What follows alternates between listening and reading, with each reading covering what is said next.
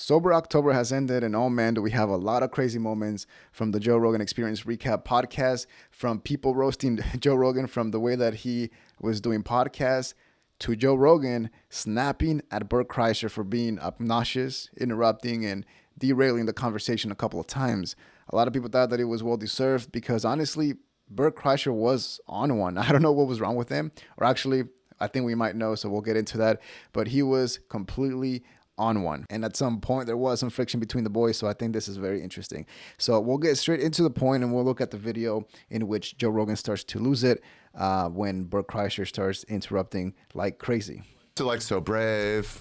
And we're sitting there going, are we the only ones laughing at this? I gotta say, in your mom's house and in the Garth Brooks comments, sometimes the comments are like, to me, like a little comedy break from life. They like, are. I like to go, and when Garth Brooks posts something, and then I go and see your mom's house fans have bombarded the comments, like, where are the bodies? Oh my God, when they overtake They follow them everywhere now. And then Facebook, everything. They're making jokes inside, so like, funny. wait, jeans high and tight. Confessed for the murder of my Aunt G. Oh my God! Confessed for the murder of my Aunt G. Your DNA was at the crime can't scene. find jet poo because he shit on a To plane. get away from this. He shit on a plane? Yeah, Wait, that was what? the last episode of your mom's house. What do you mean? Somebody who works Now, at the some quick background in case you guys are not aware of the whole Garth Brooks saga with Tom Segura.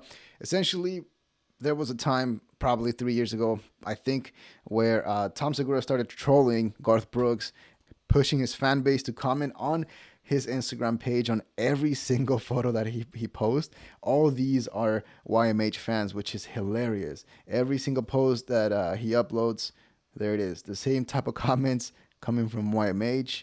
And obviously, Tom did not specifically tell these people to comment this, but there was, like I said, that period of time in which they were reviewing Garth Brooks' content when he was getting on social media, and they just made it a segment for the show, and it became a thing. And look at this. It's insane. Every single post, there is YMH fans.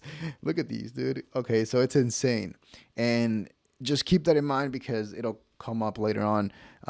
Just a quick point of how loyal the YMH fan base is, that to this day they still keep this ongoing joke going on. So here, let's continue with this. BO in Nashville sent an image from, they're like, we clean jets, we clean Garth's jet, and somebody shit all over the carpet and sprayed the floor, and they're like, this is Garth's jet, and then the next week they're like, I got fired for telling you.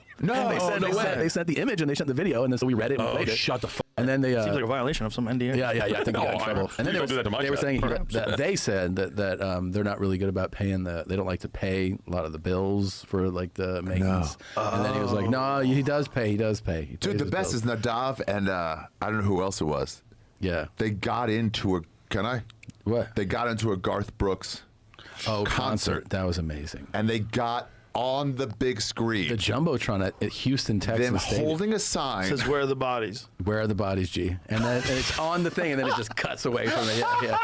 Because he dropped the sign. He had two signs. Would you be willing to drop this if Garth Brooks would come on the podcast? 100%. No, hold on. Sure. That'll It's never already happen. been That'll played. never happen. Listen to Bert. Why would that never happen? Garth, that should happen. Oh, here it is.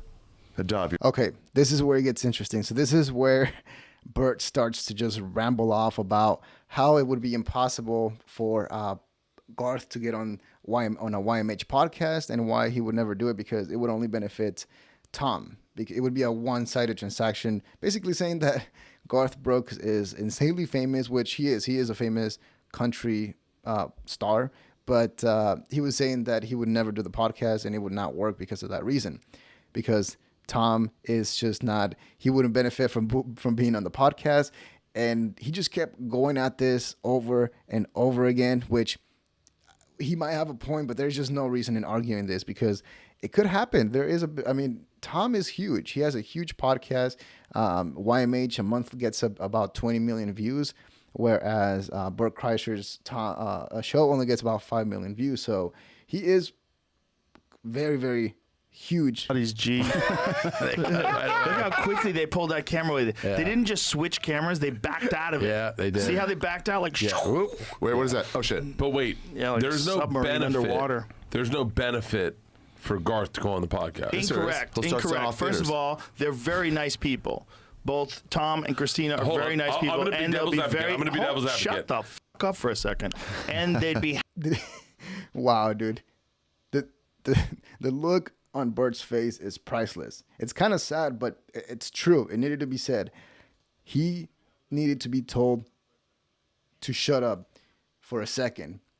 Because here's the thing. I'm not a huge Bert fan, but I do listen to Two Bears, One Cave because of Tom.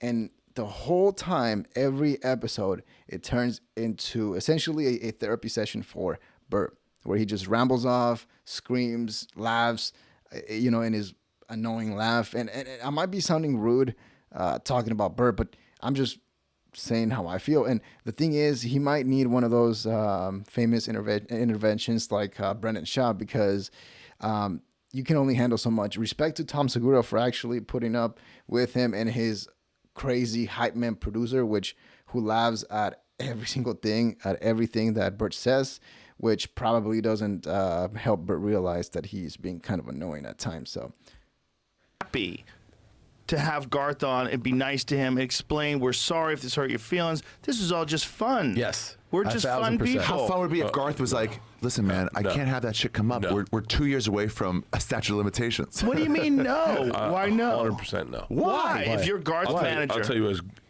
I'll tell you as Garth. Yeah. How many months do you think it happened to Garth where it was a problem, where he was like, the fuck is this? Never. All of the months. Right. Actually, we got at first we would go. here's when I mentioned prior that YMH has a very loyal fan base. You can tell that Bert is a little bit, he feels a certain way about that, because what he's about to say, he's about to explain how he feels that maybe Garth Brooks is not happy about what Tom is doing, because Bert himself was a victim of Tom's fan base spamming stuff when he released one of his specials. And I mean, it sucks because there is once you have a huge fan base and there's a coordinated attack all at the same time, it gets a little bit tricky. Like, do you think Garth knows? We talk about that, and then I happen to meet somebody who actually is closely connected to him, and happens to be a fan of mine. And I met this person, and I go, "So what's going on? Like, does he know?" And he goes, "Oh yeah, he knows." Of course he knows. And then I go, "So what's the deal?" And they go, "Well," he goes, "I asked his right-hand person, doesn't hate anybody." Because you were just like, no. Right, but what is it? Just that, like, they're just accept that they have a spin on it, that they're like, when you're big, when you're really well known, you have a big profile. Yeah. You can't control what happens online and all this stuff. But it's all the comments. It's not like It's every 10. post. It's every post. Yeah. But if he went on your podcast, I think it would turn around. It- For 1000% Tom. would, For yeah. Tom. No. For But, Garth. No, but- he's but- right. but- I'll tell you why. hang I'll tell you on. why. I'm gonna Here it is again. Bert is definitely passionate about his argument. He could have just dropped it and just said, hey, you know what? Yeah, if he goes on your podcast, it's great. But he actually is super invested about it. And honestly, there's a possibility that he might want him to be on his podcast, as we are about to see. Talk for a second. because No, it's his turn. It's Bert's turn. you Then sure? Tom. Yeah. Yeah, I think so. You shut him up now. there is Now he shuts nothing him up, and then you'll to- shut me up. Nothing benefits Talk Garth over in him this. while he was talking. There's nothing that benefits Garth in this. I'm just being real. I'll tell you- It benefits comments Tom. go I'll tell you why. It's bigger for Tom. There it is. It's bigger for Tom than it is for Garth. And I don't know. I feel like if you looked at that, if you took that angle with every single celebrity interview and all that, then there would be none. At some point, somebody benefits more than the other person, and that's where you pay up or do something, a trade up. That's where negotiations come into place. I would assume you never have a celebrity match up with a celebrity that's the same size. That doesn't make any sense. So We're talking about a guy's dating video Yeah. versus Garth Brooks. Yeah. Who's selling out stadiums. Yeah. He already has the fans. I know he does. But it's like Wayne Brady leaning into like I'm a gangster. Nope, on it's Chappelle. not. It's not. No, You're talking about you're talking about Fair. I'll a guy retract it. who in all respects is kind of trolling a star. It's like if it's I'm just being honest about it. Is because I know, people but it's listening. funny, That's but not like- I- fans. I think what actually happens. This is my just opinion. I think what actually Bird over here. I think what I've thought about this before, but look, I've thought about this a ton. Oh, I Bert think what Brooks over here. I think it would make Garth Brooks more money to be on my podcast. There it is, boys. No. I'm being serious. But like, I think what Garth's ends up already got the happening fans, and his fans aren't your mom's house fans. the comments change. I think what happens is he started by just opinion. I think what actually Bert over here. I think what I've thought about this before, but look, I've thought about this a ton. Oh, I Bert think what Brooks over here. I think it would make Garth Brooks more money to be on my podcast. And there it is, ladies and gentlemen. I think really that's what's going on. I think, like I said, there is a hint. There is some jealousy coming from Bert at the end of the day. It's all jokes, but there's some truth behind the jokes. And the fact that he said Garth Brooks would make a lot more money doing his podcast. Obviously, it's a joke, but there's some truth behind that. I do believe that there is some jealousy going on here, and it makes sense. If you think about it, the Sober October episodes at the end of the challenge are some of the most popular episodes on the Joe Rogan Experience. So naturally, whatever they have going on that they want to promote, doing so in that episode is probably the best promotion they would ever get. And obviously, Ari Shaffir took over the entire promotion scheme here. He gave everybody promo merch and had them wear it. So, straight up, smart move by Ari. He has been hustling. He has been promoting everywhere, and his special is now at over 1.3 million views in a little bit over 2 days. Also, like I mentioned before, there could be a possibility that Bert is jealous of the YMH fan base, how loyal they are, and the fact that Tom could have them troll other people as famous as Garth Brooks and actually get their attention, which is pretty wild. It's a pretty powerful thing to be able to do. Not sure if it's the right thing to do or not, whatever. That's a different conversation. But the fact that Tom has that power, maybe Bert feels some type of way about it, because like he said, he was a victim of that when he released his special, and Tom had his fans just troll him and spam weird comments on his special, and he actually had people telling him about that. So, which is probably one of the reasons why he was such in a defensive position throughout the whole podcast. Well, one of the reasons, because there is another reason that I think actually contributed to this whole thing going down, and we'll get to it in this video right here. So at the beginning of the podcast, it's obviously the end of Sober October. So at the beginning of the podcast, they all drink. They all celebrate with a drink. However, it might just be me. Maybe you can comment below if you agree with this. But the way that Bert Kreischer took his first sip was just a bit weird, in my opinion. Maybe a little bit too acted. So I might be wrong, though. Take a look. Let me know what you think. But this is right at the beginning of the Sober October recap. Yes, check it out. The Joe Rogan Experience. Really? We're up. All right, here it is. I Cheers. haven't had any. Cheers. No alcohol to now. 31 days. Gentlemen, we fucking did it. 21-year-old Yes. To all you out there, too, did it with us. Salud. cheers. Cheers. Oh, baby, let's see what you're playing. Ooh, that's good scotch. That's 21-year-old Glenlivet. Very nice. Damn. Now, here's the thing. I'm probably going a little bit too hard on Bert, and I'm probably completely wrong about that. He does have a very, very different relationship to alcohol than I ever had. And so I can understand him, wanting to take that first sip and enjoy it. I've probably done that with like some French fries or something. So I can relate to an extent. Now, here's the thing. Here's where things get interesting. About 4 minutes into the podcast, they basically start talking about, how effective it was to be sober and their experience and all that stuff. And Tom makes a very interesting comment about Bert's personality, essentially revolving around alcohol. Here's the thing.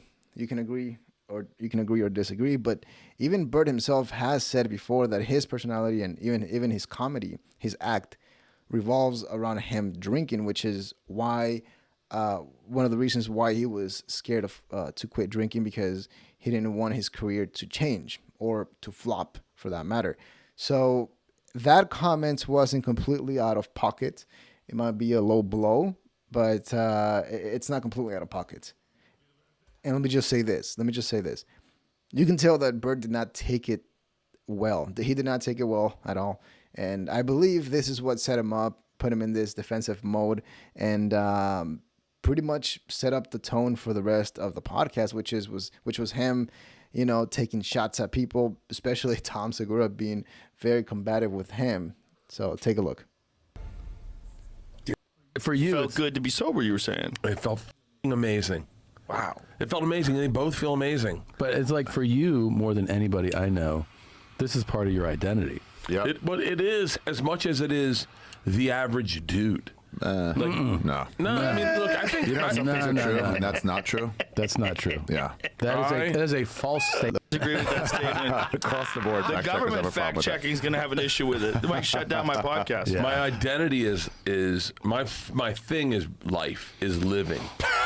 Is I like to live. I'm gonna like be- most people. No, but I don't know. But I like to live life. Like I like to You feel do, you it. go for it. I like to go after it. I like to feel it. I like. Now, here's the thing. He might be in a similar situation as the Twitch streamers were a few months ago when they would gamble and when they would gamble online on stream, because they could gamble for hours and hours and actually lose money, but they were making so much money from their contracts from those from the gambling companies that it didn't matter after all. They could just fund their bad habit, which is, call it a bad habit or not, which is kind of what's going on with Bert Kreischer. You know, he definitely uses that as a cope to say that he, you know, it's his act. That's his thing. That's how he makes money, is drinking, and that is working out for him very, very well. He's very successful, makes a lot of money, so that's why you really can't argue that much with. Now, here is where it gets interesting towards the end of the podcast, because they essentially challenged each other to a push-up competition. And obviously everybody would bet on Joe Rogan, but there was something very interesting because people were judging at how Joe Rogan was doing his push-ups. Bert was the first one, or Ari was the first one who did 15. Bert did 30 push-ups, which I thought was pretty impressive for his size and age. 30 push-ups is pretty impressive. He said that he didn't want to go over because Joe Rogan said that that they were not real push-ups, but it's not the case. Joe Rogan said that after he quit, so it's straight up 30 push-ups for Bert. Now, Joe Rogan on the other hand, and then it's Joe Rogan's turn, and look at him. Look at him going in 1.75 playback speed. Now, this is not a good angle, and this is not what I wanted to show you, but this is right here. So this is Bert's view of Joe Rogan doing those push-ups.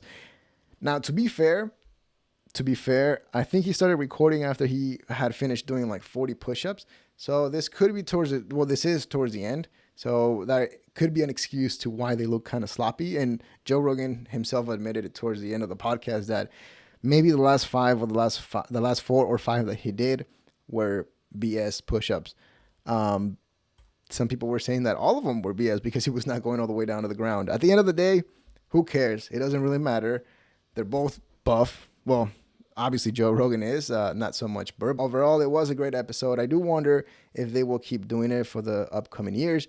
I highly doubt it because, well, coming from Bert, he has said himself that there is no point anymore in doing them, because before it was something to do because it gave him a lot of exposure. It was a huge event, and it was an opportunity to be on the Joe Rogan Experience multiple times, guaranteed, in that year or towards the end of the year, which is where most of the money comes in.